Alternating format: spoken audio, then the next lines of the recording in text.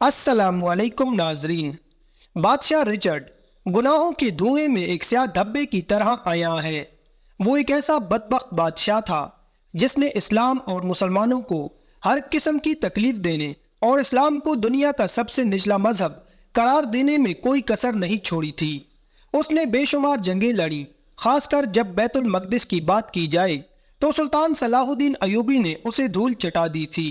फिर एक आर्जी मुआहिदा सुल्तान और बादशाह रिचर्ड के दरमियान हुआ, जिसके मुताबिक ये दोनों फरीक जंग नहीं कर सकते। जब जंग ना होने का मुआहिदा तय हो गया तो उसने दूसरे हथकंडों से इस्लाम और मुसलमानों को जलील करने की कोशिशें शुरू कर दी। जब ये मुआहिदा हुआ तो उसने कहा कि सुल्तान सलाहुद्दीन अयूबी को किसी तरह इस्लाम के जरिए से ही जलील किया जाए। सुल्तान से ऐसे सवालात पूछे जाएं कि सुल्तान सलाहुद्दीन अयूबी को जिसके जवाबात ना आए और वो इस्लाम और वो मुसलमानों के सामने सर झुकाए और कहे कि मुझे इसका जवाब नहीं आता।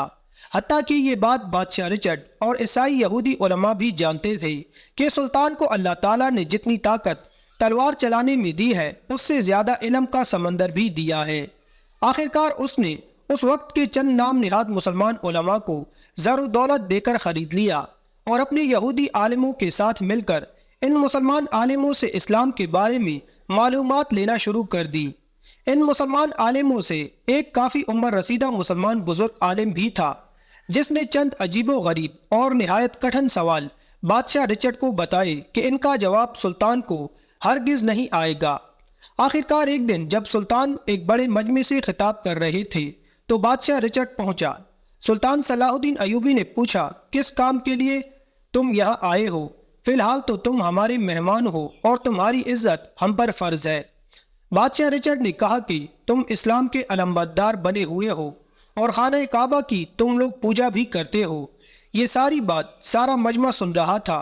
बादशाह रिचर्ड ने निहायत तंजिया और तकब्बुराना लहजे में कहा, सुल्तान ये बताओ कि खाना काबा में क्या किसी ने कभी जिना जैसा गुनाह कबीरा किया है? सारा मजमा हैरान भी हुआ और गुस्सा भी करने लगा कि खाना काबा में भला कौन इस तरह की हरकत कर सकता है। फिर बादशाह रिचर्ड बोला, वो कौन सा जोड़ा था जिसने ये बदकारी की और तुम्हारा खुदा उस वक्त कहाँ था? जिस जोड़े ने खाना काबा में मुबाशरत की उसका नाम क्या था? सुल्तान मुझे इसके बारे में तफसील से बताइए ताकि ये सारा मजमा भी सुन सके। असल में रिचर्ड का मंसूबा ये था कि सुल्तान से ऐसा सवाल पूछा जाए कि पहली बात तो ये है कि उसका जवाब उसे आए ही ना, और अगर आ भी जाए तो सारे मुसलमान ये सुन लें कि अल्लाह पाक के घर में एक बुरा फेल हो चुका है, क्योंकि अक्सर मुसलमान इसके बारे में नहीं जानते थे। और इस सारे मामले में उस बुजुर्ग मुसलमान आलिम ने मदद फराहम की थी और बादशाह रिचर्ड तो इस्लाम को बदनाम करना चाहता था। सुल्तान खामोश था और सारा मजमा जो बैठा हुआ था सारा खड़ा हो गया और देखने लगा कि इसका जवाब क्या हो सकता है। सुल्तान सर झुकाए हुए थोड़ी सी खामोशी के बाद खड़ा हुआ, तमाम मजमे को कहा कि बैठ जाइए। फिर सुल्तान सलाहुद्दीन अयूबी ने इन सवालात का जवाब कुछ इस तरह दिया कि औसाफ और नाइला बिलाशुबा तारीख़ इंसानी का घिनौना तरीन काम दुनिया की मुक़द्दस तरीन और मोहतरम तरीन जगह पर किया। इस्लाम की आमद से कबल अहद जाहिलियत में औसाफ नामी एक शख्स था जो कि कबीला बनी जरहम का एक नौजवान था, जबकि नाइला बिनते जैद का ताल्लुक भी इसी कबीले जरहम से ही था। तारीख में मज़कूर है कि नाइला बिनते जैद एक हसीन औरत थी जो नीम अरिया लिबास में अपने हुस्न की नुमाइश करती थी और इसी हालत में वो तवाफ भी किया करती थी। वो अक्सर लड़कों के साथ इलाके में जिस्म और कपड़ों की नुमाइश करती थी। इन लड़कों में एक नौजवान लड़का सरदार औसाफ भी शामिल था। एक दफ़ा औसाफ और नाइला तन्हा खाना काबा में दाखिल हुए कि उस वक्त वहाँ उनके अलावा कोई न था। तन्हाई का मौका पाकर दोनों एक दूसरे से प्यार भरी बातें करते हुए बदकारी करने पर उतर आए थे। इन दोनों ने खाना काबा में जिनाकारी की। जब इन्होंने खाना काबा में ये शर्मनाक काम किया तो अल्लाह ताला की तरफ से इन पर कहर नाजिल हुआ, तो अल्लाह ताला ने इन दोनों को पत्थर का बना दिया। लोगों ने इन दोनों के पत्थर जिस्म को उठाकर बाहर ला खड़ा कर दिया ताकि लोग इन दोनों को देखकर इबरत हासिल करें। कुछ दिन के बाद मक्का के लोगों ने औसाफ के बुत को उठाकर कोहे सफ़ा पर खड़ा कर दिया, नाइला के बुत को उठाकर मरवा के मकाम पर खड़ा कर दिया। सफ़ा और मरवा खाना काबा के बिल्कुल करीब وہ پہاڑیاں ہیں۔ جب نائلہ اور اوصاف کے بت کو وہاں کھڑا کیا گیا تو ان کی سزا یہ مقرر کی گئی کہ جو بھی صفا اور مروہ پر طواف کرنے کے لیے جائے تو وہ ان دونوں بتوں کو ایک ایک جوتا مار کر واپس آئے۔ کافی مدت تک جوتے والا سلسلہ جاری رہا۔ اس کے بعد لوگوں نے ان کو تھپڑ مارنا شروع کر دیا۔ لوگ ان بتوں اوصاف اور نائلہ کو ہاتھ لگانا بھی نامناسب سمجھتے تھے۔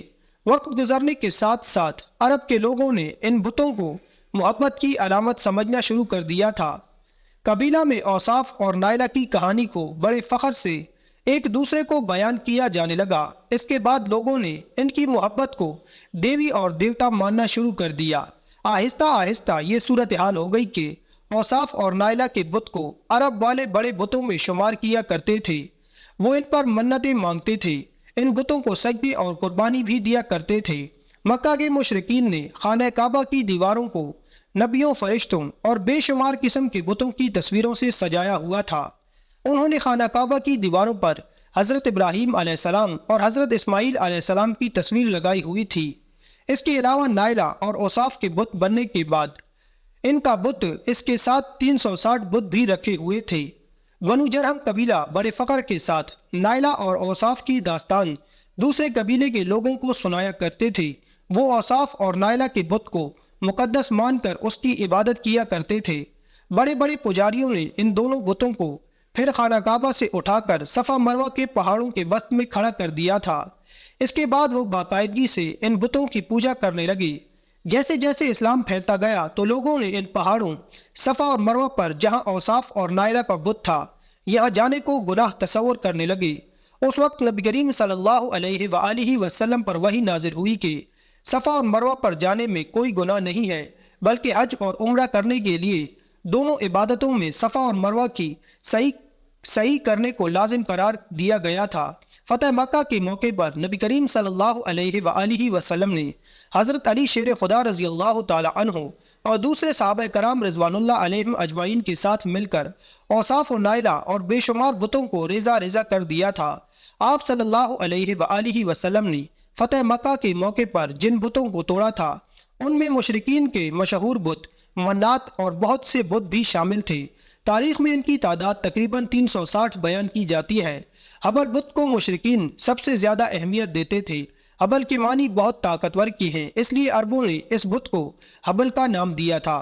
حبل بت سرخ عقیق سے تراشا ہوا تھا۔ یہ بت قریش کے لوگوں کو انسانی شکل میں بنا ہوا ملا تھا۔ قریش مکہ نے اس بت کو خانہ کعبہ کی چھت پر کھڑا کیا ہوا تھا۔ یہاں پر سلطان صلاح الدین ایوبی سانس لینے کے لیے رکے تو بادشاہ رچرڈ اور اس کے ساتھی وہاں سے جانے لگے، کیونکہ ان کے جو سوال تھے جس کو وہ گھٹیا ذہن کے ساتھ بنا کر لائے تھے، سلطان نے ان کے جواب اس طرح سنائے کہ وہ خاموشی سے جانے لگے۔ تو سلطان صلاح الدین ایوبی رحمۃ اللہ علیہ نے تاریخی الفاظ کہے، اے بادشاہ رچرڈ، اگر تو نے اتنا وقت اسلام کو سمجھنے کی نیت سے لگایا ہوتا تو آج ایک سچا مسلمان